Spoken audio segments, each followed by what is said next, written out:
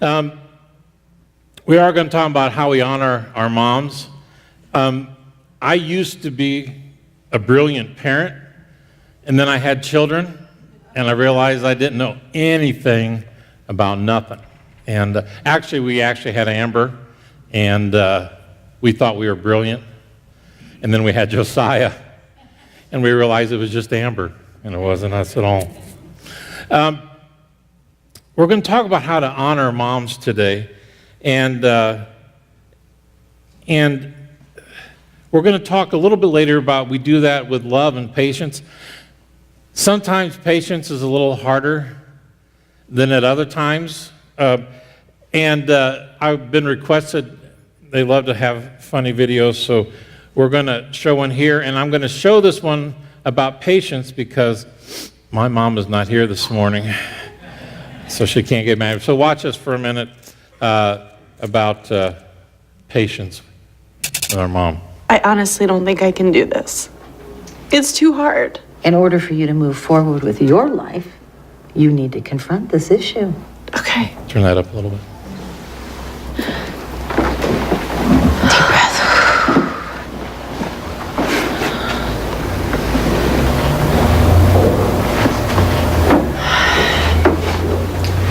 Hi, Mom. Hi, darling. Hi, welcome. Hi, how do you do? Please sit down. It'd be very important that you're here for Amy's progress. Amy? Mom? What's the issue you've been having with your computer? Oh, I just wanted to email that cute picture of you and your sister to your uncle, Pat. But the photos just disappear. I just think that machines don't work around me. They don't. Okay, well, let's just turn on your computer. Isn't it on already? No, I know. I pushed the little button thingy. Mom, you know how to turn on your computer. Don't talk to me in that tone, honey. I didn't grow up with these things. Amy, what are you hearing your mother say to you? I hear her saying that she doesn't know how to turn on her computer when I know for a fact that she does know how to turn. Easy. Let's just take it easy. I knew yesterday, but I don't know today. Can you see how that doesn't make sense? You forget. All right. How can you accept her request in a spirit of generosity and maturity? Okay. Mom, you press the on button. There you go, it's on. All right, now where's your photo folder? If I knew that, I wouldn't be asking for help. I don't have all day to stare at computer screens. I think I'm done. I don't think I can do this, actually. Obviously, that triggered you, but it's because you allowed it. And you will not allow it. Well, here it is. Why do you have all these photos of the TV? Oh, I wanted to show you the hangers that I just ordered from HSN. These are cedar, and they smell like wood. Just let's take a look at them. No, I'm good. I'm good. Said you needed hangers. I said that 5 years ago, and you've bought me several sets of them. Now here's the picture of me and Kim you wanted. Will you just drag it to your desktop? Mm-hmm. It's like a shadow of... It's okay? Yeah, just hold it down and drag it. Hold the left down. Yeah, and then just anywhere in the desktop. Desktop meaning the whole screen? Anywhere on the screen. Hold the left, roll the right. It's holding. Desktop. There you go. Okay, now open your browser. You mean my AOL? Let's just attach the photo. To the computer? No, to the email. Well, I didn't bring a cord. Mom, there's no possible logical reason that you would need a cord for this. Just let me do it, all right? Okay, here. I did it. It's done. You can send it now. I click send. Yes. Well, okay, I figured it out. Huh. Mrs. Schumer, thank you so much for coming in. Thank you. I believe you both had a breakthrough today. Be very proud of yourself. These are cute. They go like that, right? No, they go how they are already. Swashbuckling. Sorry. My next patient's buzzing in. It's a new system we have. gosh darn this thing. I just don't know how this works. I guess you press this, and what- nothing's happening. what- And I'm pressing where it says press, P-R-E-S-S, nothing's happening. Yeah, well, what's that then? Try that one. See what I mean? Did you just see it go on and on? I know. And now it's beeping at us. I don't understand. Amy, could you please come help with this? That's way too close to home. Oh, the funny thing is that I'm not that good on computers either, but anyway, compared to some, I'm a brilliant strategist when it comes to that. Sometimes being patient and honoring our parents is harder than other times, and yet the scripture is very clear that we are to do so. If you have your Bibles, I'd encourage you to open to the book of Ephesians, chapter 6. We've been going through Ephesians, and we've been talking about submission, mutual submission, and it refers also within our parents and our relationships with our parents. And so today we're going to talk about how do we honor. As you're turning to Ephesians 6, there are so many situations here today. Are you having a baby, Kaylee?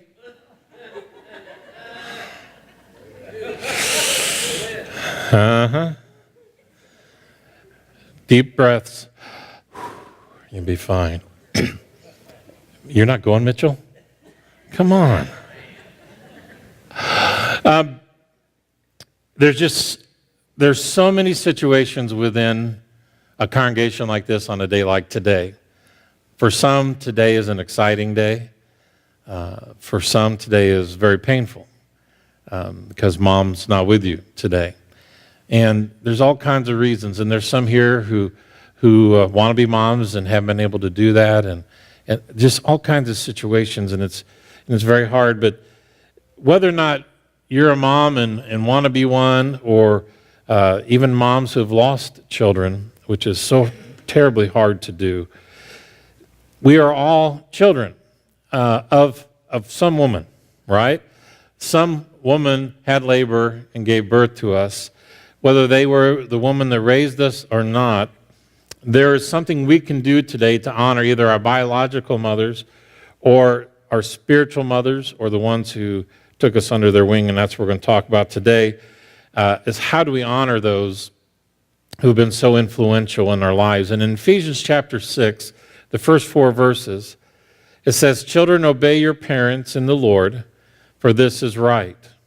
Honor your father and mother, which is the first commandment with a promise, so that it may be well with you, and that you may live long on the earth. Fathers, do not provoke your children to anger, but bring them up in the discipline and the instruction of the Lord." And so, Paul, as he's writing, he says that children, you are to obey your parents. And yes, all your parents paid me money to harp on this particular issue, and we're going to talk about that here in a minute. But it says, obey your parents in the Lord. He says, honor your father and mother. This is the first commandment with a promise. It's not the first commandment, but it is the first commandment in the Old Testament that has a promise attached to it. And the first 3 commandments are about God, and then it switches over to our relationships with others. And the first one is honor your father and mother so that you may live long on the earth. And I say that joke every year. My dad used to quote me that, if you want to live, you need to obey me. And that was kind of his take on this particular verse. But he said this is the first commandment with a promise. Now, I think that's interesting. And it says that you may live long and on the earth, and in this concept of blessing, so that it'll be well with you. There is blessings that God says comes our way when we learn how to honor our mother and our father. He says there's blessings that come, and there's a lot of reasons you might have right now in your heart not to honor your parents, because maybe they weren't what you needed them to be, and we're going to talk about that a little bit more later. But we need to understand that God knew every parent is flawed. Yours were, their parents were. If you're a parent, you are. And your kids, if they become parents, they will be flawed as well. And God knew that.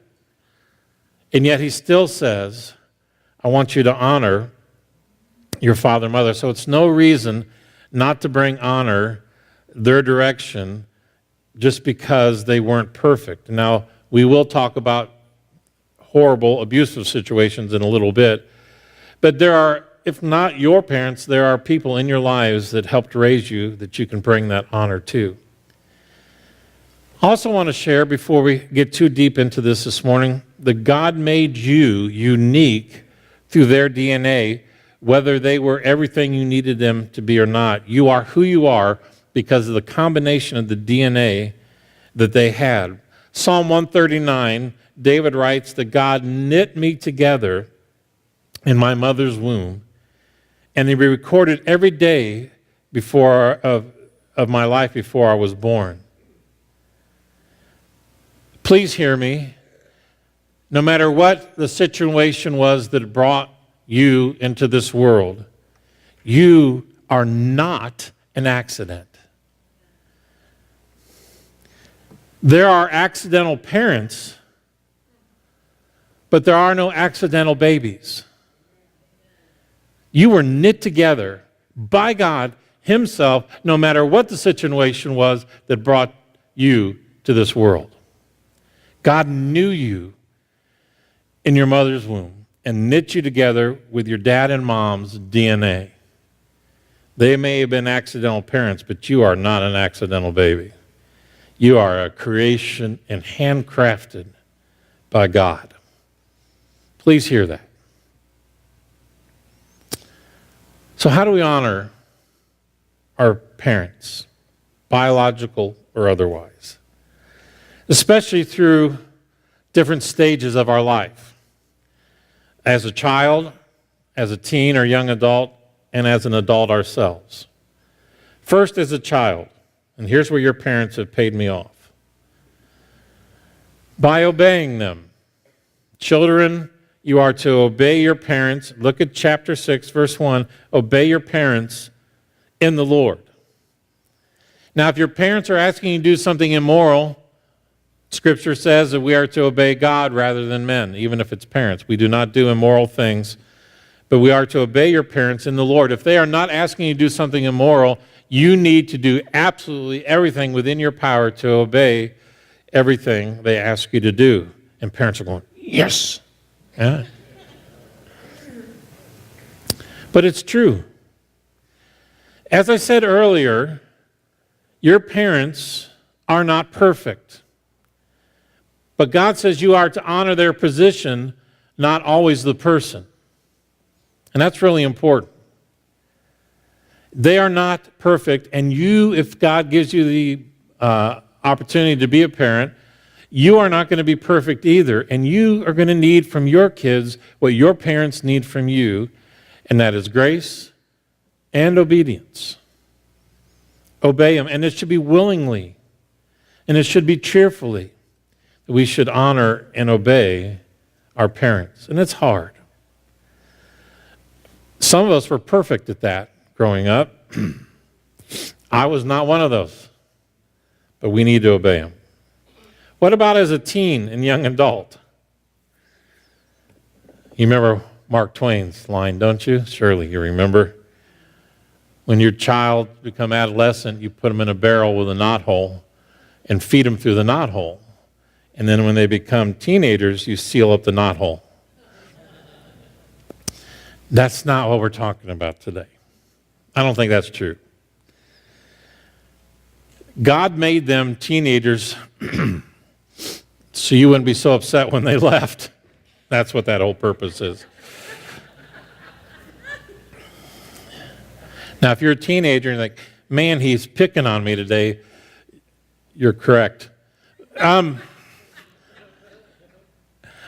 I was one of them as well. But what do, as a teen and young, I'm just teasing you, teen and young adult, what does God need from you in your situation with your parents? Obedience is part of that, and it's harder for you because you are becoming your own man and your own woman, and it is a very difficult stage for you and your parents to maneuver that transition from you being the little child to becoming an adult. It is awkward for everyone. But God needs you to respect them. That's your role. Obey and now respect. Leviticus 19:3, Hebrews 12:9 talks about that we must respect our parents. And that doesn't mean you just don't see their flaws. In fact, as a teenager, that's probably all you see are their flaws. And they do have them. They know it too. But that does not mean that you don't respect. And respect doesn't mean always agreeing or seeing it their way, but in deference and in honor, you respect them. Now, I want you to show you a passage of Scripture. If you'll turn with me to Luke chapter 2. This is a powerful verse about this topic. Luke chapter 2, a great story. Luke chapter 2. Again, remember, no parents are perfect. Can you imagine being Mary and Joseph and having the reality that you are not perfect, but you're raising a perfect child? That's a little pressure, right? Now, I want you to see this story that unfolds here. Mary and Joseph are back in Jerusalem, and they leave town, and they lose Jesus. Wow, right? You know, ever been left in I remember once I was hiding inside a clothing rack, and my parents couldn't find me, and I thought it was hilarious. They did not. Anyway, ever lose a kid, forget one? We've done that a time or two. They lose Jesus. He's just the Son of God. No big deal, right? They can't find him, and they travel home, and it's a couple days before they find him. A couple days. Luke 2, verse 44. It says, they supposed him to be in the caravan and went a day's journey. And they began looking for him among their relatives and acquaintances. And when they did not find him, they returned to Jerusalem looking for him.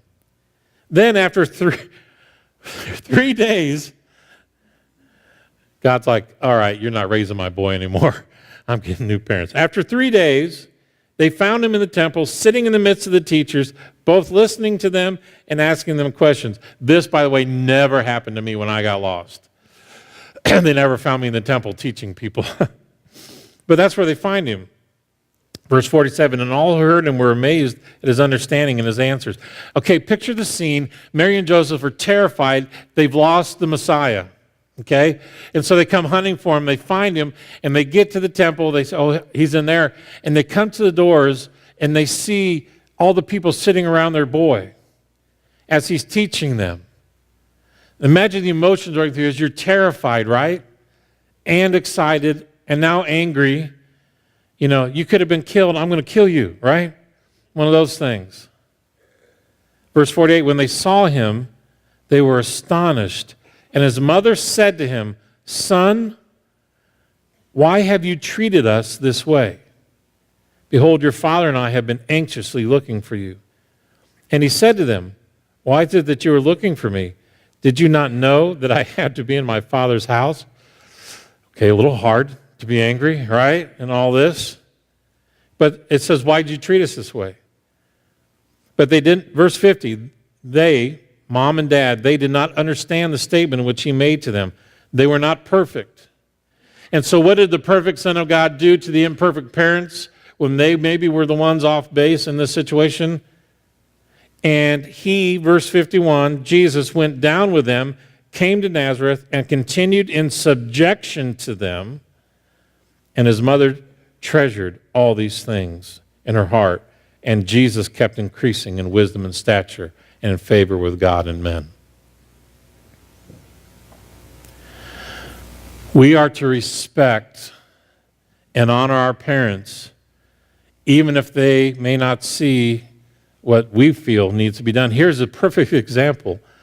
And Jesus submits to his mom and his dad and goes back to Nazareth, even though he feels like he should be in the temple teaching. He puts himself in subjection, respect, and honor, and goes home with them. God calls us to do the same. And the way we the way we respect our parents sometimes is by accepting their flaws, which you have them as well, and by forgiving them for their flaws. Forgiveness is crucial for us to obey and respect. As I said, not all parents were very good at it, and some were horrible. And I don't want to forgive them for what they did. But you need to forgive them for yourself, if nothing else, to set yourself free. But you're going to need forgiveness too. There's a lot of grown kids who have their own kids who are so angry at their parents for things that they did, and they forget that they're not perfect parents either. And they need forgiveness from their children, and we need to give forgiveness to ours, if for no other reason, to set ourselves free from the bondage. You think, well, I didn't have a choice in my parents. Well, if you were born to them, they didn't have a choice in you either, right? Unless you're adopted, then you're special. You got chosen. But we forgive because we need it, they need it, everyone needs it to be set free. Another way teens honor their moms and their dads is by listening to them. Proverbs 13, Proverbs 23 talks about we should listen and respect. And I want you to go back to Proverbs with me, the Proverbs chapter 6. We're going to be there for a couple verses. Proverbs chapter 6. We're going to talk about listening to our parents. And it never stops. I don't care how old you are. You should always listen. There's no better teacher than time. I know you think you got it all figured out. I did.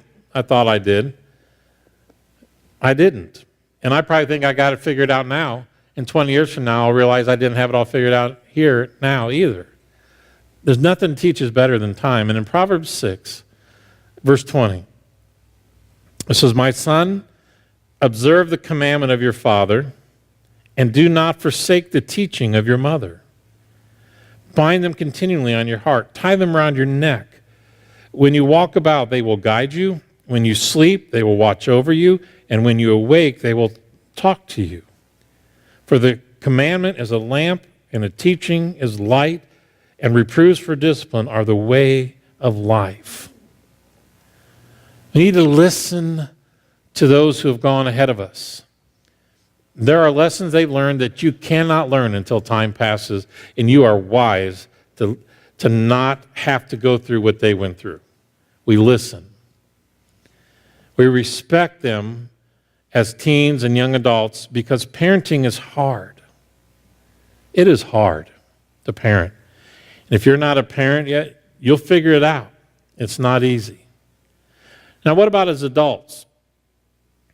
Children obey, young adults and teens, they respect and listen. But what if you're an adult and you're a peer with them now? How do you honor and respect? You do that by appreciating them, by appreciating their effort. Thank them for putting up with you all those years. Appreciate them for their sacrifice. And I know we've heard this before. The average cost to bring a kid up to 18 years old is $250,000. Appreciate them for what they've done. By the way, parenting is a selfless act. They gave up a lot to have you. Susan, my wife, always joked that her dad always would say to her, "Do you have any idea what car I'd be driving if I hadn't had children?" It wouldn't be this one, right? Parenting is an incredibly selfless act. You give up so much of your time for your kids, so much of your sleep, so much of your peace as you worry and worry and worry. Parenting is hard, and it is a selfless act. And you think, yeah, but they weren't very good at it. You don't think we don't know that? We struggle with that ourselves. As my wife says, I got the shouldas. I should have done this. I should have done that. We understand. And it's hard. And we've tried. And some parents try and are not very good at it. But we need to appreciate them for what they did. Here's my definition of a parent. A parent is someone who has pictures where they used to have money. That's a parent. Which reminds me of of the 4 stages of a man's life. The first stage of a man's life is you believe in Santa. The second stage is you don't believe in Santa. The third stage of a man's life is you become Santa. And the fourth stage is you look like Santa.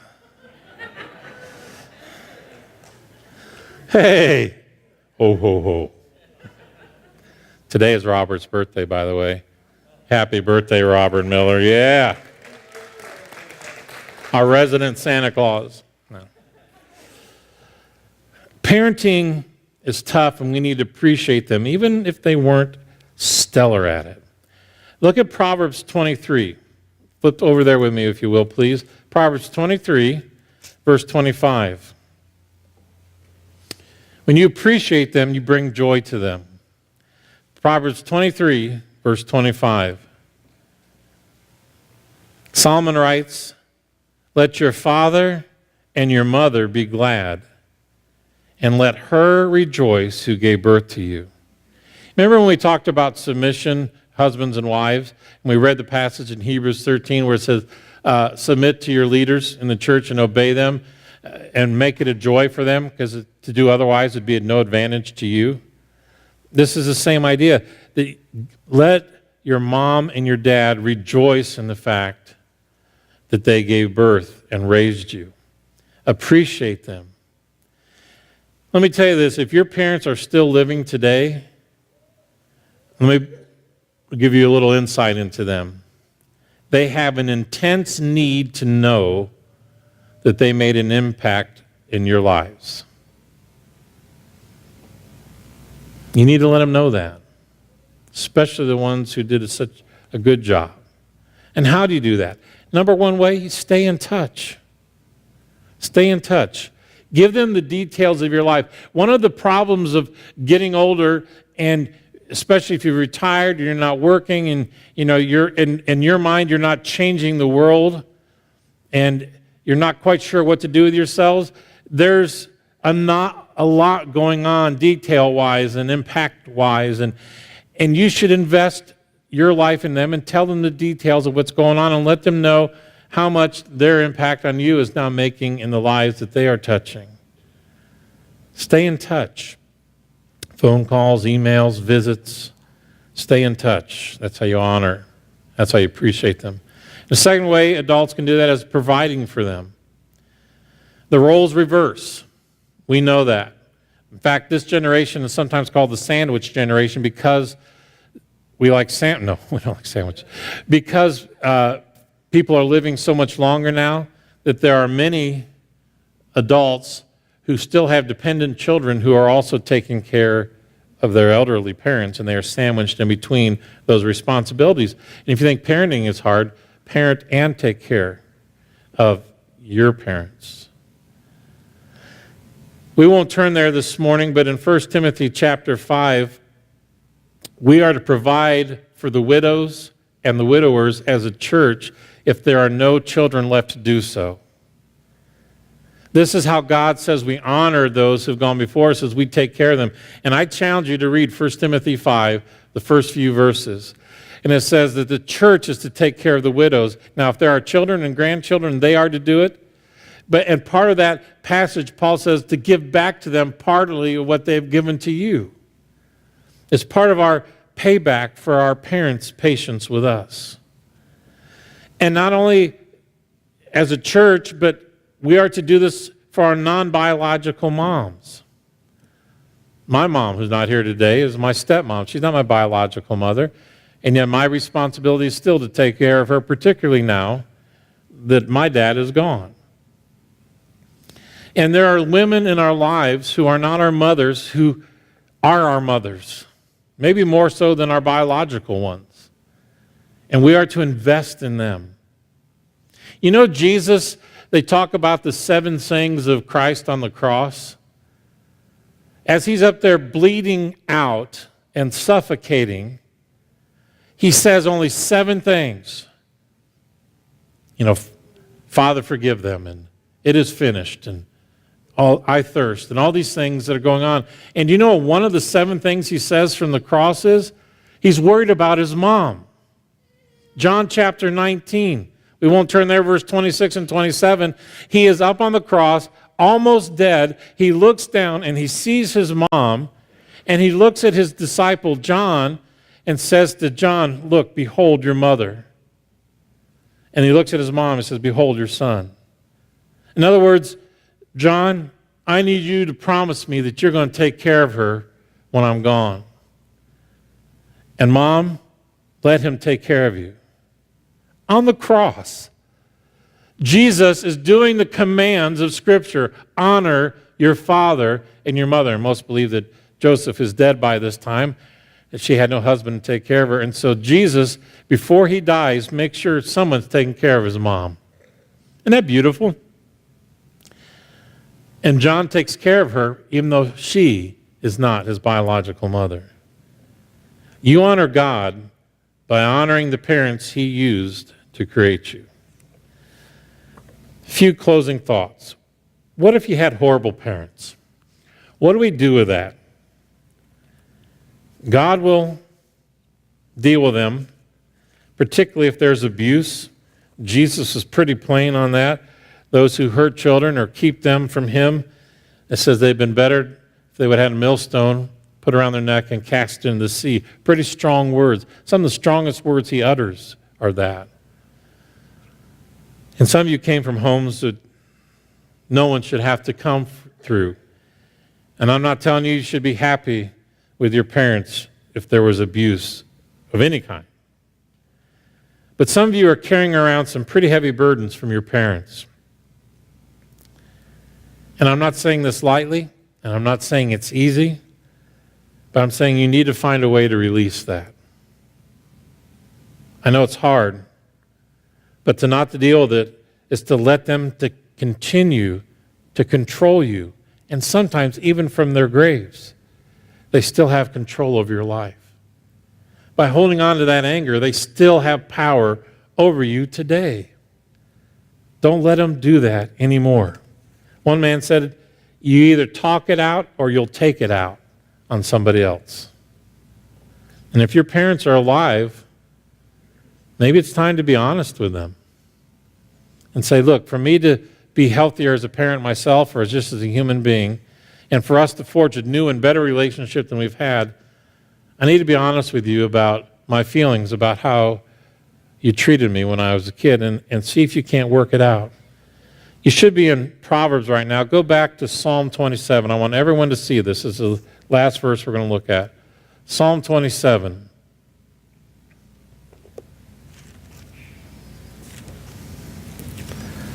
Psalm chapter 27.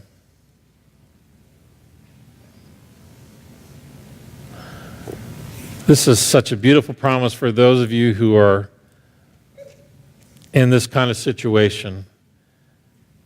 Look what the psalmist writes. He says, my father and my mother have forsaken me, but the Lord will take me up.